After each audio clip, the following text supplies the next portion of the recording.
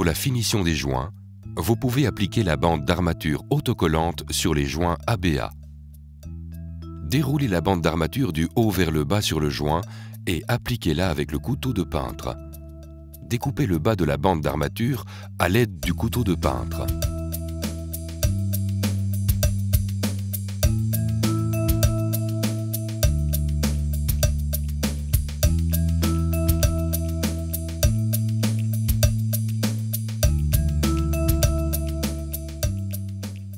Remplissez le joint avec ABA joint mix. Étalez l'enduit dans une largeur suffisante sur toute la largeur du joint. Commencez par le haut et procédez de la sorte jusqu'à environ 1 demi-mètre du sol.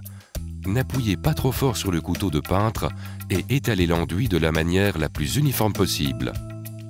Éliminez l'enduit de jointoiement excédentaire à gauche et à droite du joint, puis au centre. Pour ce faire, n'appuyez jamais sur le joint, mais bien sur la surface de la plaque. Appuyez la pointe gauche ou droite du couteau de peintre contre la plaque, donc à côté du joint. Commencez d'abord par le haut et procédez de la sorte jusqu'à 1 demi-mètre du sol. Partez ensuite du sol pour la partie restante. Après séchage, appliquez une seconde couche d'enduit de jointoiement au couteau de peintre.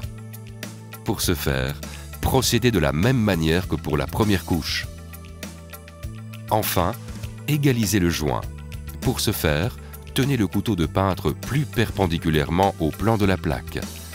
Exercez également une pression minimale afin de ne pas creuser le joint.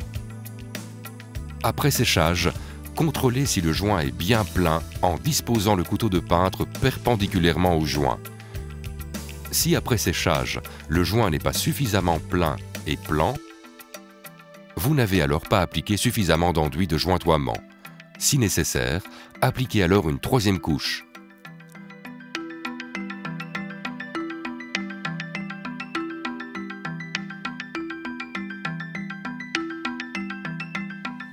Après durcissement de l'enduit, appliquez une couche plus fine d'enduit de jointoiement avec la plâtresse sur une largeur de 25 à 30 cm.